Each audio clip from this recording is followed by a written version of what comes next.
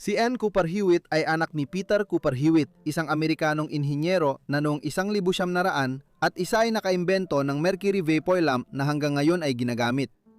Pagkatapos ng kanyang pagkamatay, mamanahin ni Ann ang isang napakalaking yaman, ngunit ang kanyang ina ay agad na gumawa ng nakakagulat na mga hakbang upang subukang nakawin ang perang ito. Samahan mo ako habang ating tinutuklasan ang kanyang kwento.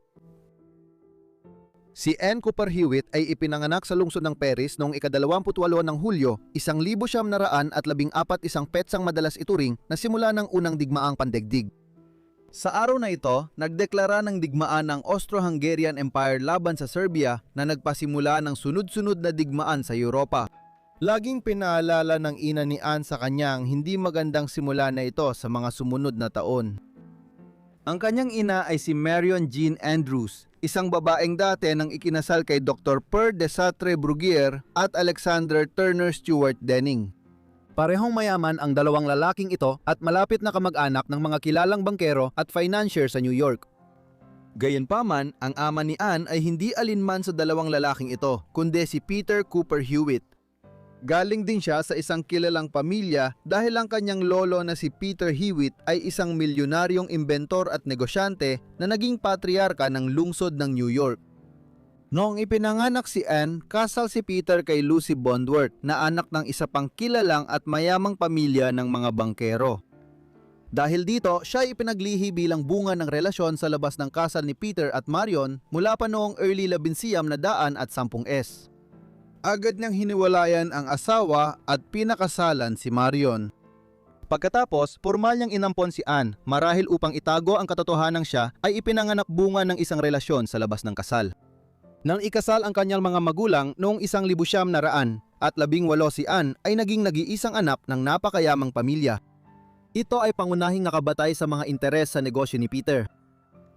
Isang inhinyero sa propesyon, noong 1900 at isa nang siya ay 40 taong gulang, na imbento ni Peter ang mercury vapor lamp. Ito ay isang uri ng gas discharging lamp na gumagamit ng electric arc na dumadaan sa vaporized mercury upang makagawa ng napakaliwanag na ilaw. Ang bagong ilaw ay nagbigay ng napakalaking benepisyo kumpara sa mga naunang bumbilya, lalo na ang katotohanang ang mga bumbilyang ginagamit dito ay maaring tumagal ng hanggang 24,000 oras na nagbibigay ng napakaliwanag na ilaw. Dahil dito, perpekto itong gamitin sa street lamp at iba pang lugar na kailangan ng maliwanag na ilaw tulad ng operating room, stadium at pampublikong gusali. Dahil dito, mabilis tinanggap at ginamit ang mercury vapor lamp sa kanluraning mundo at hanggang ngayon ay malawak pa rin itong ginagamit sa maraming bansa mahigit 120 taon na. At dahil siya ang nakaimbento nito at may patent sa disenyo, si Peter Cooper Hewitt ay naging isang napakayamang tao. Ito ang naging kapaligiran kung saan lumaki si Ann at ito rin ang nagkaroon ng malaking epekto sa buong takbo ng kanyang buhay. Ang ganitong mga imbensyon at ang kanilang kasaysayan ay kahanga-hanga. Kung nais mong matuto pa tungkol dito o sa iba pang paksa, tingnan ang sponsor nating Curiosity Stream. Kung hindi mo pa naririnig ang Curiosity Stream, hayaan mong sabihin ko sa iyo. Ang Curiosity Stream ay isang plataforma kung saan maaari kang manood ng mga award-winning at original na dokumentaryo, palabas at serye na hindi mo makikita kahit saan pa. May nilalaman sila para sa lahat, palabas sa agham, kalikasan, teknolohiya at paborito kong kasaysayan. Aliw na aliw akong manood matapos mag-research ng mga kwento at ngayon ay kinagigiliwan ko ang History of Home presents History's Greatest Homes. Magkakaroon ka ng access sa libu-libong oras ng dekalidad na dokumentaryo at serye sa mga planong nagsisimula sa wala pang $5 buwanan. Pinakamaganda, may bagong palabas linggo-linggo kaya lagi kang may mapapanood kahit kailan mo gusto. Kahit sa TV mo, computer o mobile device, madali mong mapapanood ang mga paborito mong dokumentaryo kahit kailan at saan mo gusto. Bisitahin ang curiositystream.com/forgotten o iscan ang QR code para sa unlimited na access sa top documentaries at non-fiction series worldwide. At para sa mga subscriber ko, gamitin ang promo code na FORGOTTEN at makakatipid ka ng 25%. Hindi talaga nakilala ni Ann ang kanyang ama. Pumanaw siya sa simula ng Taglagas 1921 ilang sandali pagkatapos ng ikapitong birthday ni Ann. Ipinanganak si Peter noong 1861 at may 20 taong agwat ng edad sa pagitan niya at ng ina ni Anne. Kaya hindi na nakakagulat na nauna siyang namatay kaysa kay Marion. Pakaiba ang huling habilin niya. Hindi niya iniwan ang buong ari-arian niya sa kanyang asawa at hindi rin niya ito hinati ng pantay sa pagitan ng asawa niya at ng nag-iisa nilang anak. Iniutos ni Peter na 1/4 lang ng ari-arian niya ang mapupunta kay Marion habang kay Anne ang natitirang 2/4. Makukuha niya ang yaman sa tag-init ng 1,935 kapag siya ay 21 taong gulang na. Malaki-laki ang halagang iyon ng pera. Bagamat ang orihinal niyang disenyo para sa mercury vapor lamp ay may ilang problema, noong 1903 ay naayos na niya ang mga ito at ang lampara ay ginamit na sa buong Estados Unidos at sa maraming bansa sa Europa. Kasama rito ang isang inobasyon na tinatawag na Mercury Arc Rectifier na kayang gawing direct current ang alternating current na kuryente. Dalawang uri ng kuryente ang naging sanhi ng current war noong dekada 80 ng 1800 sa pagitan ni Thomas Edison at George Westinghouse. Malaki ring tulong sa kanyang pananalapi ang pagyusbong ng industriya ng pelikula sa Hollywood at paggamit ng mga ilaw ni Hewitt sa mga studio. Dahil sa pagsisikap niya, pagpanaw niya, noong 1921 na iwan niya ang ari-arian na halagay $4 na milyong na katumbas ng mahigit $100 milyong na yon depende sa kalkulasyon ng inflasyon. $20.7 milyong ang inilaan bilang trust fund para kay Anne na mamanahin niya noong 1935. Nakakalungkot, ang parang ito ang sentro ng kanyang malungkot na kwento ng dekada 30. Palaging tensyonado ang relasyon ni Anne at ng kanyang ina habang siya'y lumalaki. Malupit si Marion sa kanyang anak na babae. Madalas siyang laitin at tawaging pangit na sisiw at tanga, at minsan pa nga ay sinasaktan niya si Anne. Maraming taon ang lumipas, sinabi ni Anne na bihira siyang lapitan ng kanyang ina. Sa halip ay kumuha ito ng mga katulong na siyang gumagawa ng lahat, mula sa pagbibihis sa kanya tuwing umaga at paghahanda ng kanyang pagkain hanggang sa pagpapatulog sa kanya tuwing gabi. Namuhay ng mailap si Marion at 2 beses pang nag-asawa ilang taon lang matapos mamatay si Peter. Una kay Baron Frederick Emile Reggie Dallonje noong 1922 at pagkatapos ay kay George William Charles MacArthur noong 1926. Nagkaroon si Marion ng masasamang bisyo kaya unti-unti niyang naubos ang malaking yaman na iniwan ng kanyang asawa.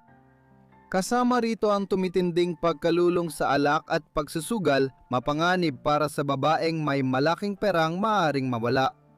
Pagsapit ng dekada 1930 sa California na niya pangunahing nilulubos ang mga bisyong ito kung saan nakatira sila ni Anne sa San Francisco. Samantala, namuhay si Anne ng mag-isa dahil ikinukulong siya ng ina niya sa kwarto at pinipigilan siyang magkaroon ng kaibigan o makisalamuha sa iba. Habang lumalaki si Anne at nalalapit ang ika-21 kaarawan niya, na edad ng pagmamana ng pera mula sa ama, halata ang plano ng ina kung paano makukuha ang kayamanan. Parang iisa lang ang paraan para makuha ang pamana. Sa habilin ng yumaong asawa, kung mas tumagal ang buhay ni Marion kaysa sa kanyang anak at namatay si Anne na walang anak, babalik kay Marion ang bahagi ng are-arya ni Anne. Makatwiran ito, ngunit sinamantala ito ni Marion sa masamang paraan habang nalalapit ang ika-21 kaarawan ng anak niyang si Anne. Noong Agosto 1934, 20 taong gulang si Anne at kumakain ng tanghalian kasama ang ina sa may labas ng San Diego nang bigla siyang makaramdam ng di komportableng pananakit ng tiyan. Agad na dinala si Anne sa ospital at sa pintuan ay nakasalubong niyang isang doktor na si Tilton Tillman. Pagkakita pala ng doktor kay Anne, sinabi niya agad na may appendicitis siya at kailangan siyang operahan para tanggalin ang appendix. Hindi naman bihira ang appendicitis bilang diagnosis, pero makalipas ang ilang sandali, inamin ni Anne na hindi siya pisikal na sinuri ni Dr. Tillman para kumpirmahin kung ito nga talaga ang kanyang nararamdaman. Naoperahan si Anne makalipas ang 4 na araw at ilang linggo siyang napapagaling sa ospital. Sa panahong ito, lalo siyang naging mapagduda tungkol sa mga nangyayari. Narinig niya ang ilang usapan kung saan palihim na pinag-uusapan ng mga doktor at nurse ang tungkol sa pag-aalaga sa kanya. Tinatawag siyang isang pasyenteng tanga. Ang madidiskubre ni Anne kalaunan ay bukod sa pagtanggal ng kanyang appendix sa operasyon, nagsagawa rin ang mga doktor ng salpingectomy, isang paggamot kung saan tinanggal ang kanyang mga fallopian tube. Karaniwan itong operasyon na ginagawa upang maiwasan ang cancer o gamutin ang ectopic pregnancy. Pero sa pagkakataong ito, nagplano ang ina ni Anne na ipagawa sa mga doktor ang operasyon bilang paraan ng sterilization para hindi siya magkaanak. Napaniwala niya ang mga doktor na gawin ito sa panunuhol at pagsabing mangmang si Anne sa ibang staff. Noong panahong iyon, tinatanggap pa sa kanluran ang eugenics bilang bahagi ng siyentipiko at medical na kaisipan, kaya inoperahan ng mga doktor si Anne para hindi siya magkaanak na posibleng may kapansanan din sa pag-iisip. Hindi na magkakaanak si Anne, kaya natupad ang isa sa mga pangunahing kondisyon ng testamento ng kanyang ama para makuha ni Marion ang pera ni Anne. Hindi basta na lang tinanggap ni Anne ang malupit na kawalang katarungan sa medical at pisikal na pang-aabuso. Kumuha siya ng abogado at noong Enero, 1,936 sa isang press conference sa San Francisco, inihayag niya sa mga mamamahayag na kakasuhan niya ang kanyang ina ng $250,000 dahil umano inutusan ni Marion ang 2 doktor na sterilize siya at binayaran pa niya ang 2 doktor gamit ang perang kinuha mula sa trust ni Anne. Kinagat ng media ang kwento ng laban ng malupit na ina at batang mayamang tagapagmana. Noong 1936, 12 ng mga kwento ang nailatala sa ilan sa mga pangunahing pahayagan ng bansa. Sa kalaunan, naging masama ang takbo ng mga pangyayari. Nakialam ang pulisa at parehong inaresto sina Marion at ang 2 doktor na sinuhulan niya. Kinasuhan sila ng mayhem, isang malabong definisyong krimen na maaaring tumukoy sa pagkapinsala o pagpapapangit ng katawan ng isang tao. Kung mapapatunayan na kasala, maaaring makulong na hanggang 14 na taon ng ina ni Anne. Pero hindi ito nangyari. Sa huli, nang maabutan ng pulisya si Marion, natagpuan nila siya sa isang ospital sa New Jersey matapos niyang tangkaying magpakamatay. Sa huli, hindi pumayag si Anne na tumistigo laban sa ina kung mauwi ito sa pagkakakulong niya, kaya tahimik na isinara ang kaso. Hindi kailanman natupad ang plano ni Marion. Kahit hindi na magkaanak si Anne, dapat pa rin siyang maunang mamatay bago si Marion para makuha ng kanyang ina ang $2.7 milyong na parte ng ari-arian. Pero hindi ito nangyari. Namatay si Marion makalipas ang ilang taon. Namatay siya noong ika-30 ng Abril 1939 at 39 sa edad na 57 habang nakatira sa isang miserableng apartment na may isang silid tulugan sa New York City, walang pera at nag-iisa. Pagkatapos noon, nagkaroon pa si Anne ng makulay na buhay. Bagamat sa kasamaang palad ay hindi siya kailanman maaaring magkaanak, 6 na beses siyang nag-asawa. Hindi tulad ng ina niya, hindi siya naghanap ng mayamang mapapangasawa. Hindi niya kailangan gawin yon. Sa halip, nagpakasal siya sa mga lalaking mula sa simpleng pamumuhay, kabilang ang isang minero, isang bartender at isang cowboy na naging disc jockey din. Ang disc jockey at minsang cowboy ay walang iba kundi si Frank Rodeo Roy Nicholson. Siya ang naging ika-4 at ika-6 niyang asawa dahil nagdiborsyo sila, nagkabate at muling nagpakasal paglipas ng ilang panahon. Ang kasal niya kay Nicholson ay muling naging laman ng balita para kay Anne noong huling bahagi ng 1940 at 4 ng una niya itong mapangasawa. Nakipagdiborsyo si Nicholson sa dating asawa para pakasalan si Anne. Pero ilang oras matapos mapinal ang diborsyo, natagpuang patay ang kanyang asawa. Kalaunan, napatunayan nagpakamatay ang asawa niya at walang sala si Nicholson, pero ginawang kontrobersyal ng pahayagan ng kwento. Ilang linggo matapos nito, nasangkot sina Anne at Frank sa bagong legal na issue nang mapatunayang nagsinungaling sila tungkol sa ebidensya sa batas ng California sa premarital blood test para mapadali ang kasal nila. Ang huling yugto sa dramatikong kwento ng buhay ni Anne ay dumating noong 1950 sa panahon ng komunistang Red Scare sa Amerika. Nagpasya siyang tumakbo bilang senador ng Estados Unidos sa Nevada para labanan ang komunismo. Si Frank ang naging campaign manager niya habang tumatakbo siya sa ilalim ng Republican ticket, ngunit sa isang kakaibang pangyayari, hayagan din niyang sinabi na balak niyang iboto ang kalaban niyang Democrat. Hindi umusad ang kampanya maliban sa paglikha ng ilang mga sensationalistang headline.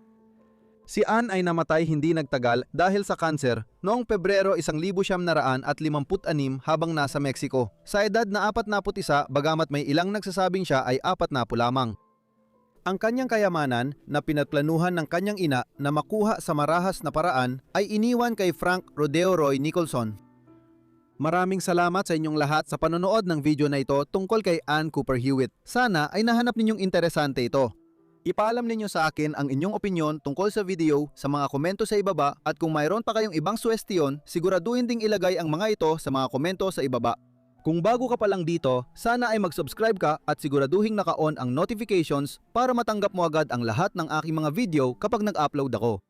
Hanggang dito na lang, magkita tayo sa susunod na Forgotten Lives. Salamat!